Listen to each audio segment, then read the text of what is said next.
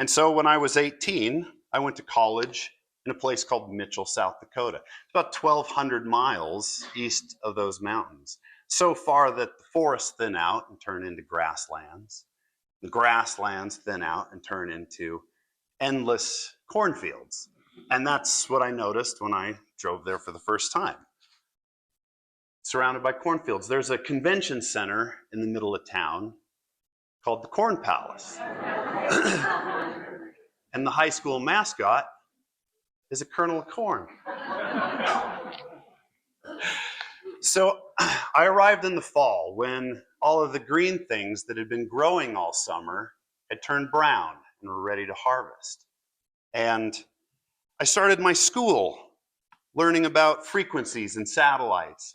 I learned that the science fiction author Arthur C. Clarke is known as the godfather of the satellite, when in 1945 he established what is now the geosynchronous orbit, geostationary orbit. He said if you can throw something up there 22,300 miles and spin it at the same speed that the Earth rotates, we'll always be able to find it. And I'm learning this with 30 other people in my class. There's 28 guys and 2 girls. One of the girls had a mohawk, and the other one gave it to her. It wasn't quite how I pictured going to college, but there wasn't any forests that I saw in South Dakota.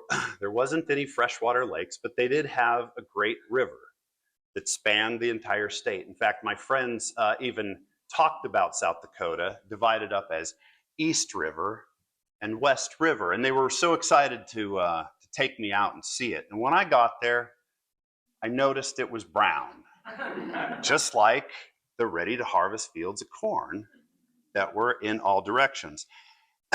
And I also learned that their fathers and their mothers told them something similar to what I heard when I was a kid.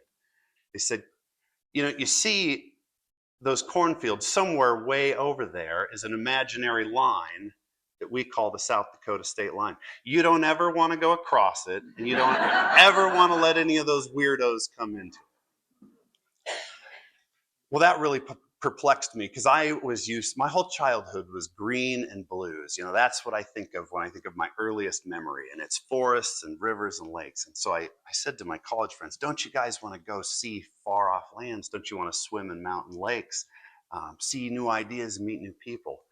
And my good friend John Mingo, you have to picture, we're standing on the banks of the Missouri River.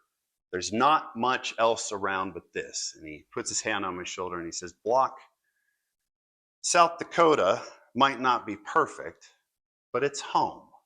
And there's a pretty girl behind every tree.